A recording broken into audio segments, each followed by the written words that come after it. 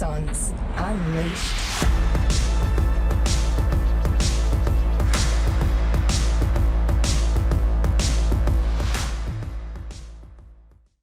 G'day ladies and gents, my name's Robbie Turner. Welcome to another cracking episode of Axons Unleashed. I've got a guy here that I've actually known for quite a few years now. He's a veteran, of course, fellow, very successful entrepreneur, Sammy Johnson. Welcome to Axons Unleashed, mate. Thank you, Robbie. Appreciate it, mate. Thanks for having me. Great to see you. I loved what you just said then off air, literally 30 seconds before we started. You did a Facebook live event yesterday. I did. Streaming. So you're warmed up, ready to go. Mate, I'm ready. Let's do this. I even did my little vocals on the way in here.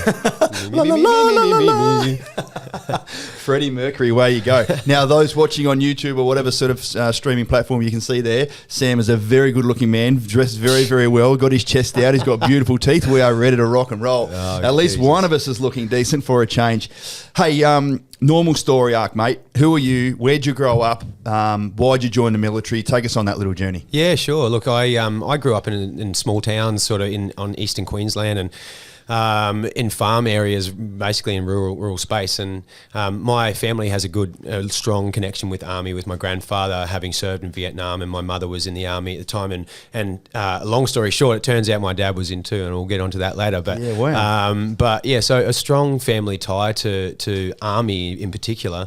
But to be truthful, when I was going through school, it really wasn't on my mind as something I wanted to do. I was more focused on what was going on at school, and got to a point in school where the environment that I was in really wasn't conducive to my style of learning, and I ended up leaving school to find something that was a little bit more akin to the way I do things, and a little bit more hands-on, physical, and with the people around me supporting me a little bit more. So Army just seemed like a really natural progression for me. So that's how I ended up there. I'll bet your family was stoked when you might not have been bloody playing Cowboys and Indians when you're same deal. Like my family had zero military connection, unlike yours, but then I just found myself in the military, and it was my calling. It was good at sport, hands-on sort of stuff, love being a leader, all those things. So, mate, what were your went to the? So where'd you do recruiting then? I went to Kapuka. I recruited. Yeah, recruiting. Recruiting through Townsville. I was in Mackay at the time, and and I moved to Townsville pretty much straight away after basic training. I went back up there, but Townsville was where it all started for me. Yeah, good. How long after you did the sort of initial interview at recruiting were you down at Kapuka getting your head shaved? Mate, it wasn't a big turnaround for me. I think it was pretty quick, and I think from memory. Boy, we're going back a little while now. And what year was this, just to situate everybody? Yeah, sure. This is back in 2000. Right. So, as you know, I did a couple of stints in and out. And so I joined when I was 17 back in 2000. It feels like a bloody lifetime ago, mate. But, quite a while ago. And I went straight from enlisting pretty much within a few weeks. I was in Kapuka. So, a bit of a shock to the system in those days, but it's probably just what I needed. Sliding doors moment. I was there as an RI in '99, so just missed you. That would have been. I have had another ex-recruit come here, and he told some bloody ripper stories of me being a rat bag down there. There's so many parts of my career I should have been kicked out way before I did. But that's another fucking 10 podcasts right there.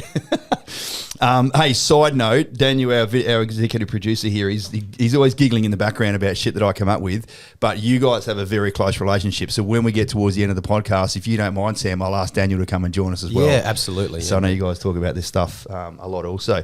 Tell us, you said Kapuka was a bit of a shock to the system. What did you like about it, and what did you really dislike about it? Yeah, look, in those days, I think it's fair to say that it's very different to what it is now, and it's probably important to note to any of the younger listeners out there that it's not now what it was then, but it was a bit more physical in terms of you might call it contact counselling and those sorts of things, right? So it was a bit of a shock to the system in that regard, because I'd gone from high school where it's very hands-off, disciplinary system to one that was a little bit more physical. But in saying that, it did shake me up a little bit and got me a little bit more switched on to the military lifestyle, and I think. I think that's really important, and without sort of saying what's right and what's wrong, and I think that was helpful for me at the time. Very different now, of course, and I went in there with a really open mind to and a curiosity to create something of myself, essentially, and it definitely provided me a platform to exceed and my expectations of myself and take up opportunities that really weren't on offer to me from school because of and I think my way of learning was a little bit different to some other kids out there, and the classroom environment for me in those days wasn't gelling with me, but to get into that space and have a little bit more hands-on with things and learn by doing a little bit more, and also repetition as well. I felt like that was really good for me and in that progression in my life. I both loved and hated that, and I think that was perfect for me at the time, though. Had you shot a gun or a rifle before you went down there? I had, yeah. So I grew up in the farming environment, so rifles and that kind of thing were kind of normal for me, and we were out, roost shooting and culling and those sorts of things in those days. So that element of it wasn't like an excitement for me, and I suppose it was something that I was comfortable with. So it sort of gave me some confidence going into that. Yeah. Did you enjoy sort of applying the marksmanship principles and you go, oh, this is what I should have been doing? I would have fucking killed way more roos if I knew how to shoot properly. Yeah, 100%. Yeah, I realised how bad I was at shooting once I joined the army. Yeah. Did you get a chance? Can you remind me back then? Did you have a chance to choose your corps when you were there, or were you already pre-corps enlisted? So it was just after the changeover, I think. So I was given an opportunity to choose to some degree. Now, my colour perception came into play there, and I was CP3. I was deemed to be CP3, actually. A long story short, it actually turned out that I was CP2, but I was deemed to be CP3 at the time, which limited my scope for what I could move into. So at the time, I was given the option of ordnance or medical assistant, dental assistant, essentially, and that was a bit of a disappointment to me because I'm pretty hands-on and pretty physical and driven to do a bit more than what was on offer. But I saw it as a good foot in the door to create something of worth of myself, and I took it anyway. So where'd you end up? So you said you went back up to Townsville soon after? Yeah, so I ended up in Ordnance. So I was RAOC soldier, and I ended up back in Townsville at what was called 3 Basby at the time. Shortly thereafter changed to 3 Sisby, RAR, they used to call it as well. We were fast. Now, so I went up there in 2000 as a sergeant, so we were up in Townsville together. I'm finding this out for the first time. Yeah, cool. Yeah, so it's small world, small army, right? Yeah, definitely. What did you would have loved Townsville, not too far away from home? Yeah, I did. And look, my grandparents were also up there, and I've got a very small family, but the small family I do have were at that time all up in North Queensland, so it was great to be near my family through that. Great.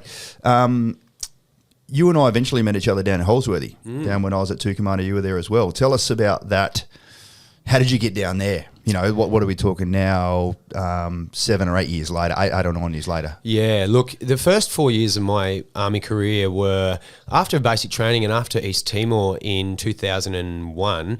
I found myself, I suppose, for want of a better term, going off the rails a little bit, and I've done a lot of work around this and understanding behaviour patterns and where I ended up. And to give you a brief overview of what happened in my first 4 years, I got charged a lot, and I've now come to learn that my central nervous system was completely out of whack from a bunch of things that were going on, and certainly some alcohol abuse and substance abuse and all sorts of things that contributed to some poor mental health in those days. And look, that saw me on a bit of a self-destructive path. If we want to get real and into the you're in the right place, bro. Yeah, go your hardest. So I started to find myself using alcohol and drugs a lot in those days, and my performance on a daily basis was obviously very affected by that, and my discipline, quote unquote, was not great, and certainly not conducive to the space of being in the military, and I found myself on the mat, so to speak, quite a lot. We're talking 11 charges in 4 years, so not your usual a couple of charges and sort of grip it up kind of trajectory of a career. So I essentially was marched. I got show caused and I pled my case, and from all reports it was a very good case, but it wasn't enough to keep me in the army in those days. So I was administratively discharged, and look, mate, that shook me up a lot, and I've come back to that moment in my life through some therapy and through a lot of self-reflection about that time, because that period, being so young for one, and really not understanding what was going on with my own mental health, but feeling like I was giving my 100%, but really not having those runs on the board was really confusing as a young fella. And what came from that was a big limiting belief in myself that I wasn't quite up to par with everybody around me and my peers. And look, that had a residual effect for a very long time. And I'm talking even until recently. And I've only just started to understand that on a more deeper level and to start to shift some of those limiting beliefs and then work on the adaptive beliefs that can come from that therapy and diving into those times in my life. So again, like if we were to summarize, it was a really tumultuous time in those first 4 years, and I discharged and I had 4 years out of the army, and in those years out, I really felt like I had something to prove, not necessarily to the people that I was in the first 4 years, although there was some element of that, but to myself largely. And I made it my own personal mission to re-enlist, despite like the unlikelihood of being able to re-enlist after being kicked out. I went for it, mate, and I did, and I was re-enlisted, and it was an incredibly difficult process to be re-enlisted after being administered the discharge. And I haven't heard of anybody else that I've come across who's managed to achieve that. So that was an achievement in itself. But yeah, it was a big hurdle to cross to then get back in, and then after that, I was like so driven and focused not to repeat my history in terms of quote unquote stepping on my dick over and over again. So I was like really, really adamant and keen to prove to myself that I could do it. And I ended up, achieving some great things and being noted for being a soldier of some considerable worth, I suppose, and getting posted into a pretty prestigious unit, as you know, of 2nd Commando Regiment. So I was very pleased to be able to serve my second tenure in a very different way like that. Fuck, mate, there's heaps to unpack there. There's a bit. Thanks. No. Thanks for sharing. You're right. The first thing that sprung to mind, because there was a couple of rat bags up at Fourfield when I was there as well that were probably doing the same thing as you, and they got booted from the drugs scene. I take it you sidestepped that somehow, because did that form part of your admin discharge? No, it didn't. Right. Look, I don't know if I was smart enough or clever enough to avoid that, but yeah, you just sidestepped it. Yeah, I did. And look, there were certainly some murmurs that not just myself, but other people I was kicking around in those days were going to those spaces and using those things for whatever reason, whether it be recreation or for numbing or for whatever you want to call it. Yeah, the heat was on us, no doubt, and at certain times in my career, there was that we were tested and a little bit worried that we was going to end up like certain blokes in Fourfield, and I'm pretty sure I know that particular time that you're coming at. Yeah, because here's the thing: if you had been booted out for drugs, I don't think there would have been a pathway back. Absolutely not. No. And look, so when you were saying that, I'm like, oh fuck, go ahead. Yeah. No. Look, you're 100% right, and I'm extremely grateful that, although I felt like I wasn't using these things for the fun of it, at the time there was, it felt like fun, but it wasn't for fun. It was just to take the sting out of everything else in my life, to be really blunt. And yeah, look, I am incredibly grateful, because the trajectory thereafter would have been a lot different. And who knows how much more of a hit my mental health would have taken had that occurred, right?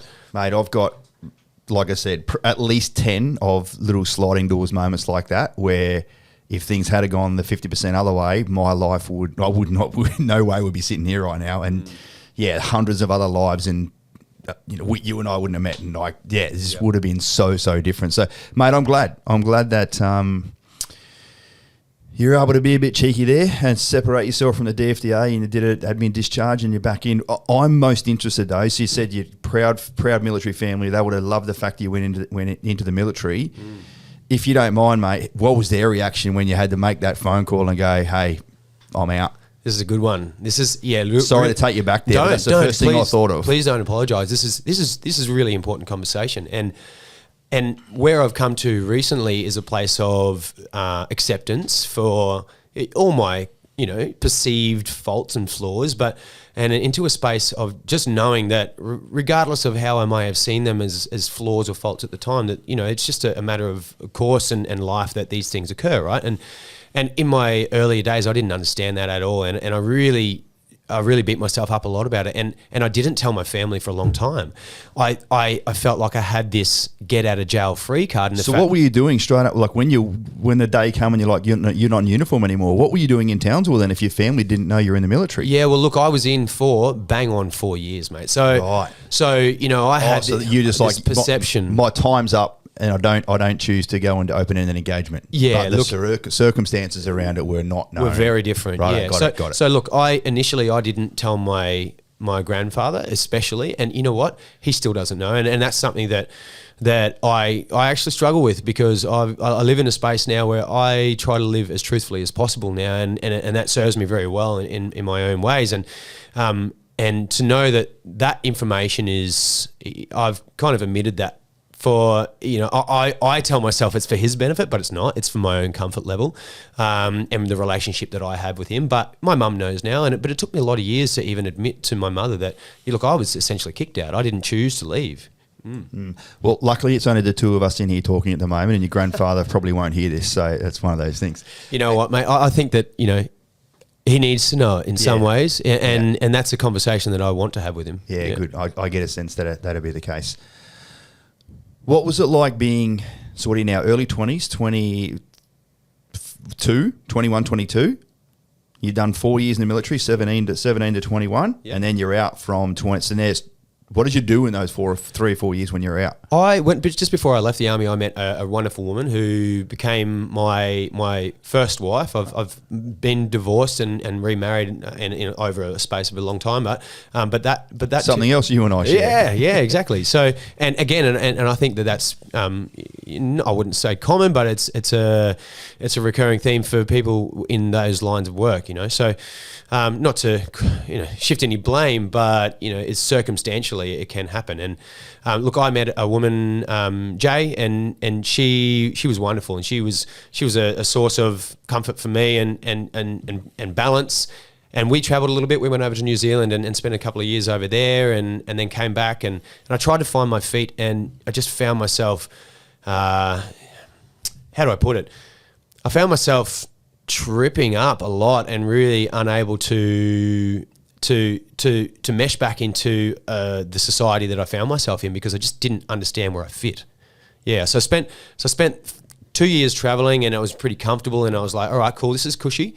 I'm comfortable here, but I didn't really address any of my issues, and so they just became things that were back there that I felt like I could move past and not have to address. And I think we all know now that those things will reappear at some point in your life, whether you like it or not. So, I've done a lot of work around those things in recent years, but I kind of buried my problems, mate. And I walked into a little bit of a holiday, I suppose, in New Zealand for a year and a half to 2 years. And then I came back and just found myself really resistant to any authority, honestly, and really resistant to anything that came into my life and caused me resistance. I had some serious barriers, and I found myself missing out on opportunities and pushing away opportunities that would otherwise have potentially been really fruitful. Mate, I'm loving this conversation. The 45, 50 minutes we're going to share here together is going to go like that. Yeah. I'm really interested to know, what penny drop moment occurred for you to fuck it, I'm going to contact recruiting again and say, hey, my name's Sam, I'm back. Let's rock and roll for the second, part 2. Sure, yeah. Look, I found myself really letting myself go in a physical sense, and my emotional state was really suffering for it as well. And I like to think that I'm a very self-driven person, and I've certainly had a good circle of people around me to sort of shine a light on some things as well that will be helpful for me. But there's something at my core that just wasn't right, and something that I felt like I wanted to address, and one that I was feeling like shit. And I was feeling like shit about myself physically, emotionally, and I consider myself to be a high performer in a lot of ways, and very, very motivated and very driven, and I just wasn't hitting that mark of what I knew was capable of. So I knew something had to change, and I knew at my core that the army and we had unfinished business, mate. So So it was like, you know what? And actually, we'll go back a step. I got this, something that was pivotal for me and that I still have it, and was my old commanding officer sent me a handwritten letter and a personal reference. And he obviously knew the circumstances of my discharge, and he wrote me a letter saying, look, mate, I think you are actually a person of considerable worth, and I really think that you can make something of yourself in the outside world, and I hope that you do, and I'd love down the track to catch up with you for a beer. And I've written you this personal reference, and I've left it deliberately vague in a couple of areas so that you can apply for jobs and so that you can be proud of your military service, because you should be. If I hadn't got that letter, again, that's another one of those sliding door moments, mate. If I hadn't got that letter, I don't know where I'd be, but that was a source of a lot of inspiration for me. And it reminded me that, hang on a minute, I'm not the sum of my failures, you know? So that shone a light on, again, the fact that, hey, the doors aren't always closed. We got to apply ourselves to move through them. So that's what I chose to do in that moment. And I made the call, and I jumped through probably more hoops than most to get back into the Army. Did you have to go back to Kapuka? No, I didn't. Right. I was genuinely interested. I didn't know, like, was 4 years in, was 4 years worth of skill fade going to be enough to go, righto, champ, fucking back down you go? Yeah, look, I think it was on the borderline, and I think at the time the people I spoke to thought that their mindset was it was somewhere between the 4 and 6 year mark, but they made, they made a call on it, and they said, no, you didn't have to. You know what? I was actually disappointed. I wanted to go back through because I knew what to expect, but yeah, no, I didn't have to go back through. Having been down to Kapuka as an RI, I always wondered what it'd be like to also go back through basic training, and I got to do that when I did commando selection, and that's fucking basic training again for you. Let me tell you. Yeah. Being treated like a piece of shit, silent running, fucking all that stuff. Where did you go after that? So I'll go back a step. What was it like when you looked yourself in the mirror with your uniform back on, different personality, steely blue eyes, and said, righto, fuck face, that man in the mirror, the guy, I try and bullshit him all the time. You can't do it, right? He knows the truth about everything. And did you have a little moment between you and him and go, we need to fucking nail this? Yeah. Yeah, I had many. Good.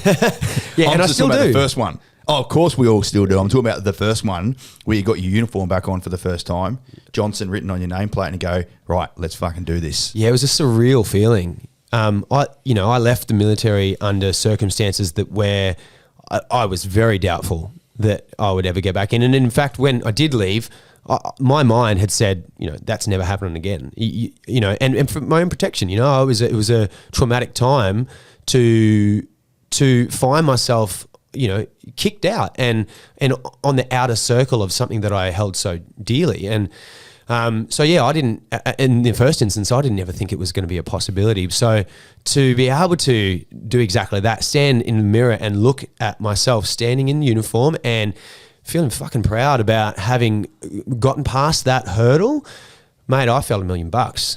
And I also had more of a resolve to do it right this time. I can only imagine. Did you have to, honest question, did you ever have an interview and justify to someone like the psych or fucking, I don't know, the SSM at bloody recruiting or someone to go, why the fuck are you back here, champion? You and I separated. It's like groveling back to your ex-missus. Like, did you have to go through that? Or was it just another fresh application that come through with a box tick to say, yeah, you've got previous service? Yeah, you're right. I did. I had to answer a lot of questions around that. And I kind of alluded to that a moment ago. I think my process of re-enlistment was a little bit more stringent than most, no doubt. Right? So yeah, my interviewing process was quite long, and then I found a lot of brass coming in to interview me during that. And I'll refer back to that letter that I mentioned. The letter was from Colonel Peter Daniel, and I'm sure you're familiar with him. He became Chief of Army, all right? So, please excuse me, I'm not sure what his title is now, but a very influential man. And it turned out, as the synchronicities of the world do, that the recruiting officer, she was a naval officer, knew him personally and had dinner with him only a week before. So the fact that I mentioned this letter and I said, you know, I don't know if you call it name dropping, but I was like, you know what, somebody believes in me, and I felt that was important information. So I shared that with this particular woman, and she said, and then she dropped it on me that, yeah, I know him and I had dinner with him. And I, you know, jokingly said, well, it's a good thing I'm not making it up, right? So she asked me to stay in the room. She left the room. She went and made a phone call. She came back and she said, yeah, I've just spoken to him, and we've decided after, you know, extensive interviewing and that phone call and conversation with Peter Daniel that, hey, we're going to give you another crack at it. Very interesting. Yeah, I'd love to hear in the comments or the notes or contact us, or, you know, if you too, any listeners have been through an out and then a back in series. It's a very unusual pathway you've been on, Sam. I'm loving this conversation, mate. Did you go back to Townsville, or where'd you go? Where was your next posting? I was in Brisbane. I was going to say, to go back to Townsville, in my opinion, would have been not good for you. It just would have been rinse repeat. So to go somewhere else like Brizzy, you know, at the end of the day, the focus of the brigade here in Brizzy is different than what it is in Townsville. I'm not saying it's better or worse. It's just fucking different than the northern brigades. So to be in Brizzy, how did you find that? I loved it. Yeah, I was in an environment that, like you said, it was different. And I needed the removal from that environment for me personally in order to, you know, give myself a better chance of success, I think, and not to dwell in the past. And I think that note is really important too, that, you know, we can make our mistakes, and we all do. We're all human beings, but to dwell on them is really, it's not serving, and it's certainly not going to help us to move forward. And process them, but to sit in them and to attach ourselves to them, it doesn't help us. So yeah, the change of environment was a big help for me. And I went to the 1st Field Regiment, and again, it was quite a regimented artillery space. unit. I was going to say, very regimented space. There's no fucking around there, even in the Q store. Yeah. Well, did you go back to Rayoc? I did. Yeah, right. I did. Yeah, that was a question. Yeah, okay, right. Yeah, that would have been a good transition. For at least you were going back to a trade that you're already skilled in, and just basically pick up the pieces from there. Yeah, I was quite confident moving in. You know, not only did I have the experience of having, you know, been through the ringer and understood to the depths of what not to do, but I also had 4 years more life experience behind me. You know, I joined at 17. That's very young. And same as me, man. Yeah, well, I don't know any 17-year-olds who have got their shit together, honestly. I didn't. Yeah. So, you know, to fast forward, you know, 8 years, a very different human being rolling in. So yeah, I felt like I was a lot more confident in myself, and I had the confidence builder of having gotten over that hurdle of re-enlistment as well. So, mate, the world was my oyster at that time, and I was keen to get into an arms corps unit and prove myself. I'm a very physical person, and, you know, I'm a personal trainer now, and it's always been a part of my personal DNA. So yeah, I was keen to get in, get my hands dirty, and get it done. So when I did rejoin, I was almost immediately put on force prep. We had MTF-1 rolling in, and the 6th Battalion was about to deploy. So yeah, it was a busy time. Yeah, mate, I'm so glad you had that opportunity there. Did you look up any of the guys and girls that you joined with? So they're like 8 years later, they're maybe full tracks now. Like, they would have been very, very different people as well. Did you have a chance, or did you have any inkling to reconnect with them and go, hey, it's Jono, I'm back in, or not? Yeah, look, I didn't necessarily seek it, but, you know, as you know, the Army's a very small place, and a story like that, people hear about it, and I found that I was, you know, I was coming across these people all the time, and I enjoy that to a certain extent. And for me, it was more so most of my mates were either sergeants or even creeping into the warrant officer space. Wow, that's cool.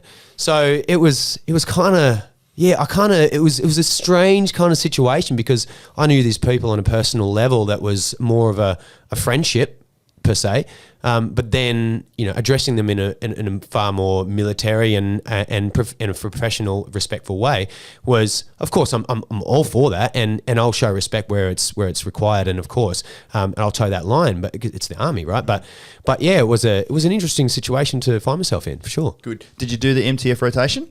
I did. Right. Tell us about that. MTF-1.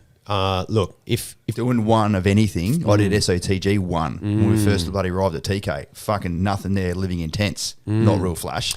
So doing a 1 of anything is fucked. So, like, you got to go there and establish it all, even though doing the MTF was going to TK, which was very established by then anyway. True.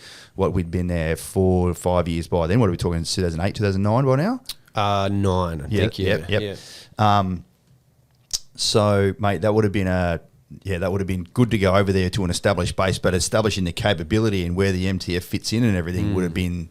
Yeah, look, I think it was more of a name change than anything else. We were MRTF before that, but having said that, MTF1, if people aren't familiar with it, was a very very sad rotation in terms of how many good people we lost. It was pretty dark for a good period of 9 months that we're over there. Now, I don't care who you are, 9 months in that space is not fun. Regardless of loss of life or not, we were at each other's throats by the end of it. 6 months is a long time, let alone 9. So MTF1 was very challenging for a lot of people. More so, I want to say, the more kinetic and the arms corps units, those boys were in it. But yeah, it was hard work for us all. Yeah.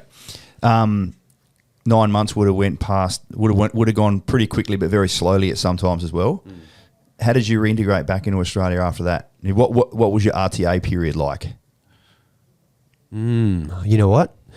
I haven't really given that a lot of thought since then, and perhaps you're welcome. Yeah, thanks. Yeah, look, because it's all a whirlwind when you're in bloody op rotation cycles, as I all too know. You just finish that one, back in, try and put it to bed straight away, move on to the next thing. Yeah. But there's that bit in the middle that still needs to be processed at some stage. Yeah, 100%. Look, that MTF1 has been a source of a lot of discussion with my therapists and has certainly contributed to my mental health over the years. And, I didn't really give it the respect that it deserved in terms of the effect that it can have and did have on myself. And even until recently, and Daniel will attest to this too, because I've told him this story 2 times, but completely differently. And he brought that up with me, and I really am pleased that he did the other night that we spoke about this, because initially I was like, oh, well, I wasn't a door kicker, I'm good. Like I was an ordnance soldier, it's all good. And I didn't have any quote unquote combat. So, it was tough for my own reasons, and I didn't really give myself permission to feel like it had an effect on me. I was so in awe and so sad and sorry for the families and the men who were really in the thick of it, and women. But I was I just felt like I wasn't qualified, or I didn't have permission to have struggled as much as I did. And since having that conversation with a few people post-army, I've had so many people in non-arms corps units come to me and say, I'm really glad that you have opened up that line of conversation, because there's a certain feeling that, and I can't speak for everybody else, but I just felt like, you know what, I'm an ordnance soldier, I'm not an infantry soldier, I'm not front line, so I'm all right, But there's non-combat injuries, mental health injuries that do occur that I think need a little bit more of a light shone on them. Especially, I became really good mates with plenty of people that worked in the Q store over the years as a frontline artillery guy and a frontline commando. Now, if you're in the Q store and you're one of my really good mates and I get fucking whacked, how are you going to feel in the Q store? So I bet there are frontline soldiers that you knew really, really well that are no longer with us anymore. Who's to fucking say you can't feel sad and depressed and upset and really hurt and traumatized about what the family have to deal with going forward, noting the circumstances of the passing? Yeah. You don't have to justify yourself to anyone, mate. Yeah, and look, I think in retrospect and looking back on it, there were the little things like, repatriation of soldiers, that doing that regularly. Guess who did that? You did that. Yeah, that was one of our roles in many times. And it wasn't just of the Australian soldiers. We had Dutch soldiers and Afghani soldiers, and it felt like we were doing ramp ceremonies every couple of weeks, mate. And I don't even want to look at the statistics, but that's what it felt like. And that's traumatizing, regardless of, if things are going bang around you on a daily basis. And, rockets are coming in and landing on our living in accommodation and those sorts of things. That shakes your shit out here. I don't care who you are. I remember it well, mate. Yeah, it's fucked.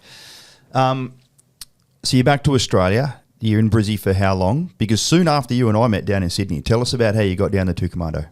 Yeah, look, I was so keen to be a commando myself, and I didn't think that it was going to be possible because of my colour perception, and I went and got myself retested, and it turns out I was CP2, right? So I was like, fuck yeah, I'm going to have a crack at this, mate. And so I wanted to go where the big boys were and go to the sharp end of the spear, so to speak. And so I applied for a position there while I was in Afghanistan, actually. And in a lot of ways, you know what the Army's like. It's not what you know, it's who you know. And I was fortunate enough to have some people on my side who knew and could see that, you know, I had my shit together and I was a hard worker, and I was I had some attributes, that were, you know, positive for that environment. And I was invited to go and work there as a QE. And at first, it was really exciting, and I was like, this is cool, but it's not my end goal. My end goal was always to be a shooter. So I was there for, I was in logistics support company when you and I met, and you promoted me. That was great, thank you. Lance Jack to full track, and then after that, I was still eyes on the prize, and I wanted to be a shooter. And I had my application in, and I had a few applications, and as you know, it's not easy, and you don't get on selection just because you've applied for it. So I had a couple turned down, and that was, you know, a matter of course for me, and I was still motivated to succeed. So I kept at it, and I was deployed on SOTG ROT 20, which was the last one, after that, I was given a shot at selection. So, like, there was a very definite and deliberate pathway that I was looking at, and it didn't turn out that way for me in the end. And, you know, I gave it 100% my all, and had a crack at what I wanted to do. So and you started the selection? I did, yeah. So you got on it? I did. How many days were you there for? I think I had 4 days to go. So I was just out. I was just before we did a big food dep, sleep dep, torturous finish of the selection course. So, mate, you missed out on the good bit, Sam. Yeah, did I though? Look, like I'm very proud of myself for, firstly, even having gotten onto it. And my age at the time, I was starting to get into the higher end. And as you know, the average age is relatively young, 26, 27, I think it was in those days. And I was already over 30, and I had all non-arms corps experience. So I felt like I was kind of... I was kind of behind the eight ball a little bit in that sense, and I had a big gap to bridge, right, to bring myself up to speed, and I didn't have the skill set that was required at the time. So, you know, I gave it a good crack, but it just didn't turn out that way, and I'm totally okay with that. I'm glad you are, mate. There's way more people that don't get on it that do get on it. That's the whole fucking point, you know. And it's, you know, everyone's got their own position or place where they'll get to, and they're like, that was my marker, I only had 4 days to go. I'm like, that's fucking awesome, man, because there's still 99% of people that could, you know, didn't even get to that point.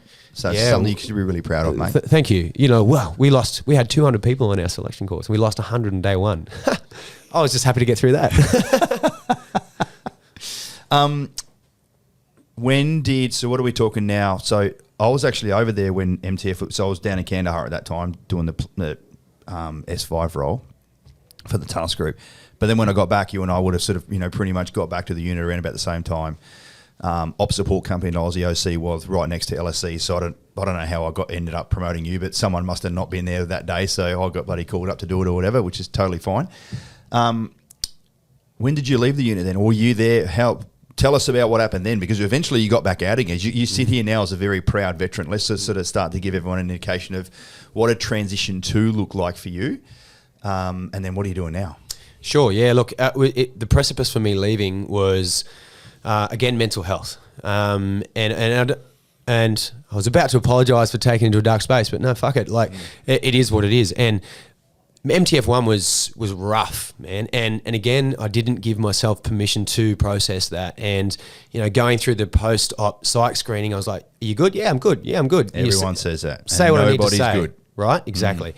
And again, I didn't give myself permission to process some shit or heal from it. So the cracks started to appear, and I went on ROT 20, like I said, for SOTG, and there's a certain amount of leeway that's given to soldiers in that space to be a bit more adult, I suppose, for want of a better term. And I think I took that a little bit too far, and I was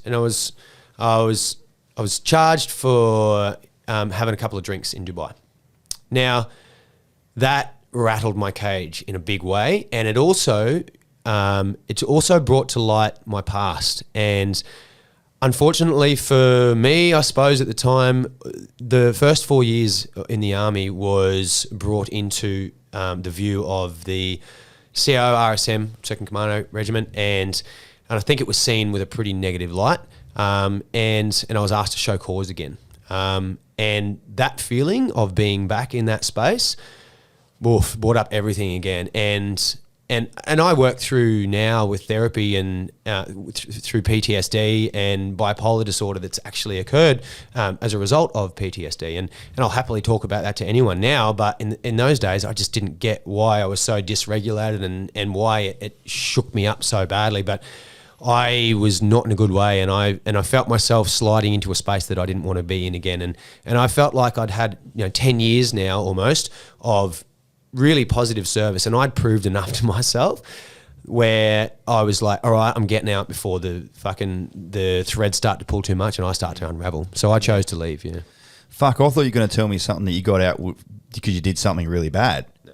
Fuck me, the amount of soldiers that had a fucking few beers in Dubai over the years. Yes, fellas, you fucking know what I'm talking about. is countless. It's fucking way longer than my Johnson will ever be. Let me tell you. So yeah, that is very, very, very. You sidestepped a few sliding doors moments up in Townsville, but one went the other way. Yeah, sometimes you run into them, right? Yeah, mate, you do. Unfortunately. What was so you're like, fuck this. I'm not going down that fucking show cause pathway. I'm done with this organisation. See you later. Well, kind of. No, I did show cause. I was asked to show cause, and I did, and it was successful.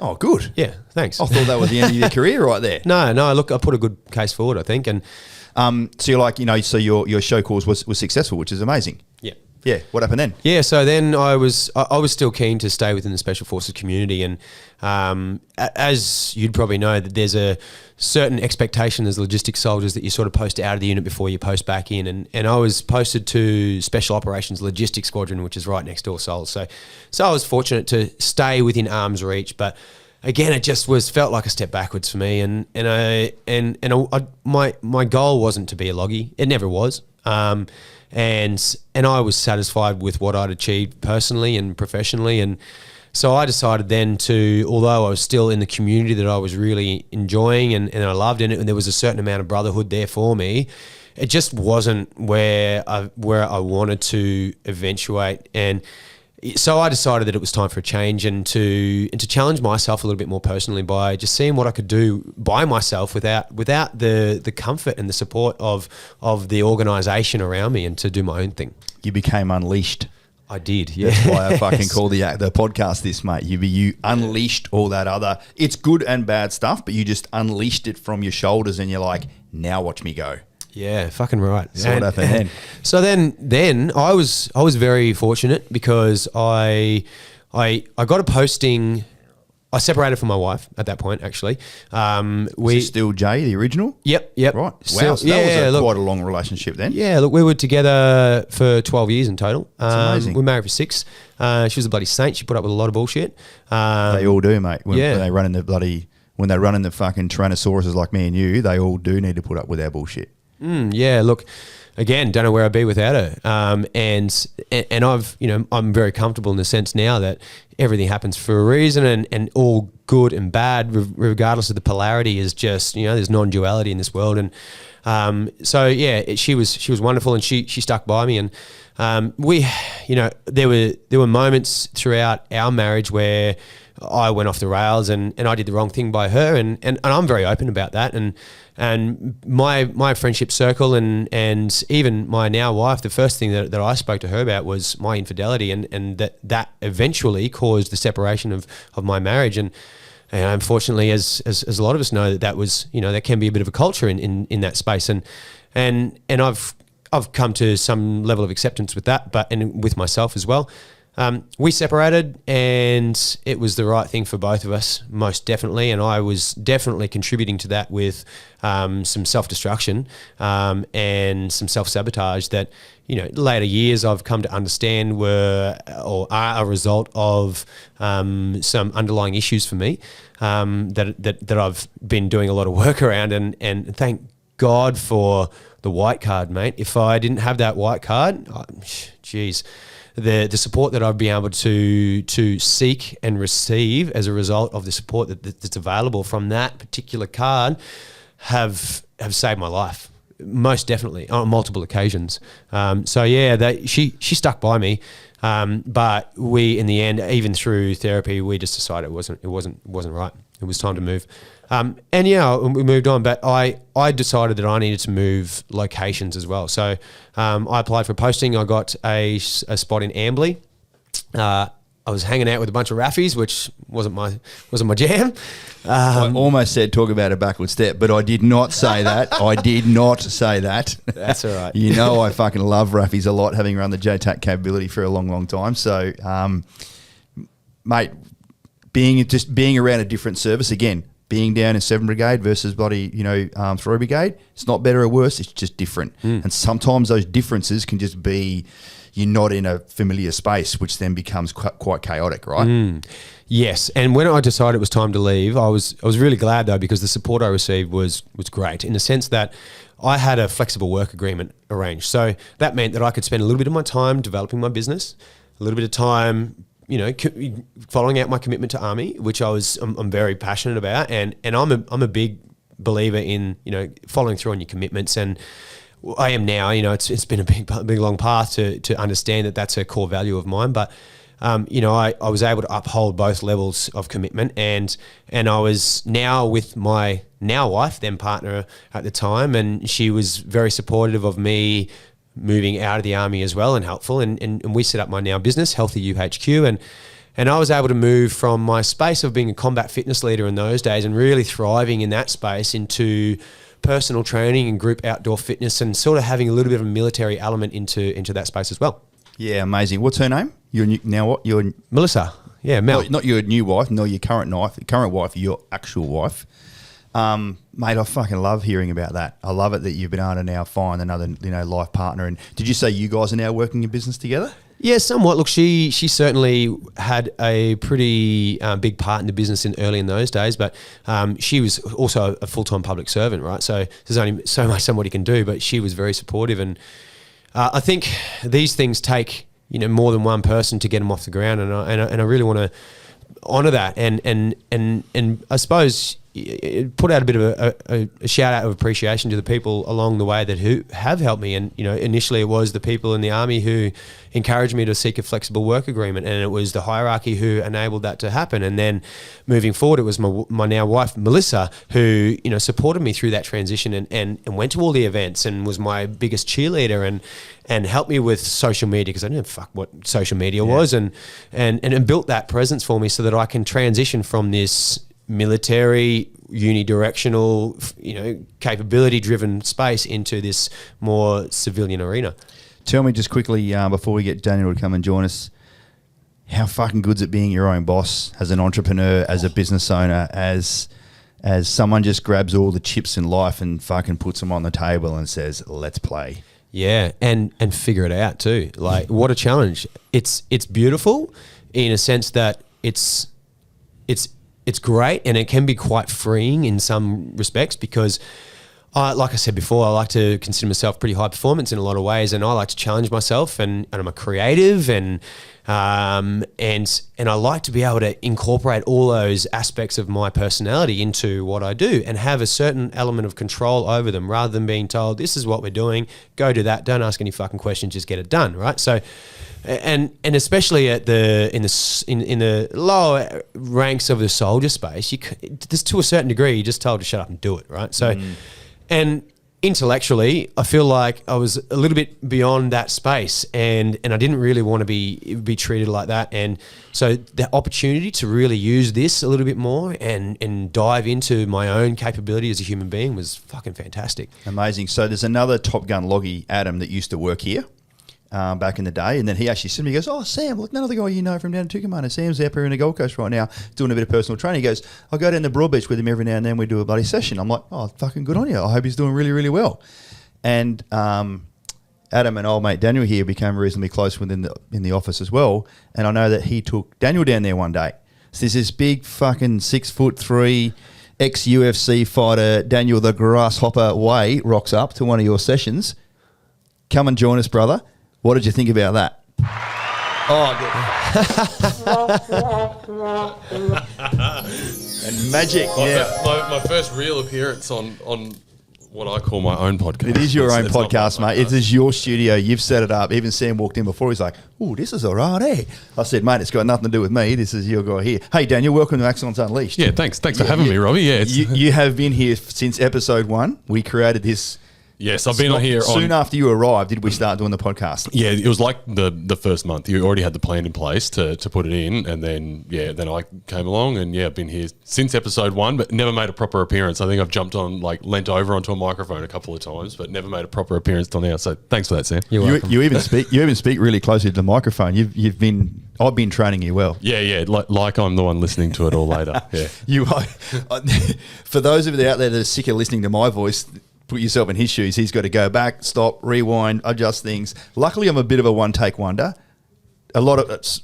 we're still talking about the Yeah. I was going to say, other people, including my wife, would say I'm a one-shot wonder. But I'm generally trying to get it right the first time, mate. Adam's like, hey, come down. There's this awesome bloody ex Special Forces PDIs running these bloody sessions now down at Broadbeach. Go down and have a look. You rocked up and there's this bloody fine-looking gentleman there. He goes, righto, move it, let's go. Well, tell me what happened. Yeah, it was kind of like that. I came down. I had a long life being fit, and I'd never ever gotten fit again since I had an injury back when I was competing, and then I was never able to motivate myself, never able to commit. Go down to one of these boot camps. Find Sam, and I reckon it's probably more to do with the personal connection we sparked, because I remember saying to you after a month or two, I'm like, do you want to give me a bit more of a push? Do you want to bring the army out here? And you're like, yep. What did you think, Sam, when Dan said that to you? Mate, I was like, let me at it. Let's go. Talk about being unleashed. Let's rock and roll. Yeah. Look, as a bit of a rule, when I work in that space, I almost have to rein it in to a certain degree, because people are paying for it, and you wanted to come back. Yeah, exactly. I want people to be happy with the experience, but also on the flip side of that is some people really enjoy and appreciate that little bit of an extra bit of a push, like Daniel said. But look, the bloke you mentioned, Adam, he's coincidentally in all of this, and actually there's no coincidences, it's synergy. He was actually posted to the RAF base Amberley with me as well. So Right. so it's a very small world again. So yeah, Ads is a good bloke. He's a good friend of mine. And, Very good bloke. I loved his time here. I loved what he was able to contribute to Axon. Yeah, so he brought Daniel down, and I know I put everybody through their paces as I usually try and do. And I think Daniel will probably attest to the fact that the workouts that I was running at that time, that that's a little bit more user friendly, you might say, and a little bit more approachable, and to the point where it's out of a combi van of all things. So I try to be a little bit more approachable these days. Love it, mate. What was the first session like where he sort of took the reins off and said, righto, you want a fucking military style activity? Let's rock and roll. Yeah, well, I think I might have put it in your head, and then we ran you ran the combat fitness day, and it was the day you got out there in your cams and ripped your shirt off and marched us up and down the beach with a rope over our heads, which I had never done before. I'm sure you blokes have all done that not fun. countless times. I hate doing shit in sand. It's uneven, it sinks down, it's heavy, it's Exactly. wet, it's fucked. I hate doing stuff in sand. Yeah, but and that was great, and that was I remember thinking fuck yeah, that's what I was looking for. That was that extra little push that I was looking for from Sam and your background. Yeah. So you had a bit of a commercial relationship with him, you were one of his clients. You were down there, you were paying good money, getting it all done. How did this sort of little bromance, friendship sort of get created? Who made the first? Who swiped right first? Didn't know this where this episode was going, but Mate, here we are. It's unleashed. You said you're happy to go wherever you want. Yeah, mate. Look, let's get dirty. Hey? Look, We're still on I don't know. I don't know. There was any particular swiping happening going, but look, I think Daniel really started to enjoy, getting himself back into a bit of a better shape, and I like to think that one of my strengths as a trainer is to meet people where they're at, regardless of where that might happen to be. So, for example, I've got a 60-year-old client who, you know, ask him to run and he trots along, but, you know, the person next to him, you know, I'll give him a good push and I'll get him doubling back and forth. And you know, everyone can get something out of a workout or an exercise. It's just depending on output and to understand people that where they happen to be is a bit of a skill as a trainer, I think. And I could tell pretty easily that Daniel was somebody who had a little bit more resolve than most, and he had a bit of grit, and he wanted that push. And you know, I'm always happy to give that when it's wanted. How long after you met him did he tell you that he used to be an ex-UFC fighter? He didn't. Right. No, he didn't. Adam brought it to my attention and I didn't believe it. I was like, fuck off. No way, this guy. Like, you take one look at him and to all credit where it's due, like, he's not an in-your-face kind of dude, and he's quite humble and I love that about your personality, Daniel. And it's not the first thing that you offer up, and it's not all over your bloody social media. And I think that says a lot about a person. Yeah, so good. What did you really enjoy the most about getting pushed? Like getting pushed to the next level. Like, did he deliver on what you wanted? Yeah, and it was familiar to me, but in a different way. Kind of getting to that space where I was always kind of like on the red line was really, really familiar to me, and not somewhere where I'd been in a very long time. And then I think we just became mates after that. We'd spent so much time hanging out together in the gym that we just ended up just hanging out all the time. And I was like, how did I go from working in a whole veteran business and I make one other mate and he's a veteran too? It's like, do you want to grab a coffee?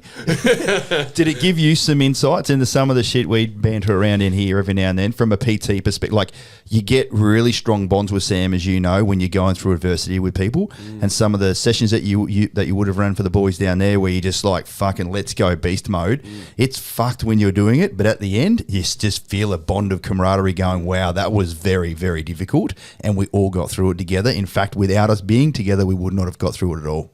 Yeah, it's the collective element, I think, that really makes it powerful. And, you know, we can all apply ourselves physically, but it's scientifically proven over and over again that we apply ourselves more in a group environment, right? So, and that's part of the reason why I do like to train people in groups. And yeah, I do one-on-one with people, but I always get more out of groups or individuals in a group. So yeah, we went into that space, but I want to take a little bit of a sidestep to that, if you can, and it ended up actually that the trainer became the trainee, and Daniel, and in all his wisdom and knowledge of Muay Thai kickboxing, I think he saw that I was somebody with a bit of clout as well, and that I had a bit of a keenness to get into the Muay Thai fighting space, and I was already training and doing a bit and really loving it and progressing at a pretty good rate, and he offered to become my coach, so it all went full circle. Wow, I did not know that. That was a little secret you've kept from me. I thought I spoke about in the office that I was training Sam up for a fight, and mate, yeah. I've totally missed it. He wasn't listening. You probably have to cut that out. So it's training for a fight still? Has a fight occurred yet? No, it's occurred. Yeah, right. Yeah, it was about a year ago now. Actually, it was almost exactly a year ago. Yeah. Don't I feel like a fucking idiot? How have I missed all this? I don't know. Millwood came down to the fight show and watched Sam punch on. Yeah. Tell me, what was that like when you were in the ring? Like, we talk about the mindset of being in the octagon, in that sort of the man in the arena. What was it like for you? Where you're like, holy fuck, this is just me and him, we're on. Yeah, it was beautiful. It was. Wow. I love that sort of shit, mate. I'm the kind of person, I take forward steps, and that was very evident in my fight. And I was keen to take the fight to the man across from me, and I didn't really know all that much about him. And to be completely honest, I think I underestimated him. He won the fight, although it was on a decision, and we got fight of the night. So it kind of paints a picture of like the intensity of the fight. It was fucking battle, and it was full on, and it was beautiful in every way. Is there a video of it? There is somewhere. Yeah. Wow, I'd love if there's a YouTube clip of it. Maybe I know that like the engendering nature that you have with the way you've spoken in your story. I bet everyone's going to get to fucking 62 minutes and go, I need to fucking see this video. I want to watch the video. So if we can just sort of include that during the summary down the track, that'd be great. Yeah, I'm sure we can make that happen. What's the most enjoyable part of your life now, mate? Living here on the Goldie. You and Mel doing your thing, running a business, hanging out with this buffet every now and then, coming to do a podcast, did a Facebook Live yesterday. Tell me, what else do you love doing?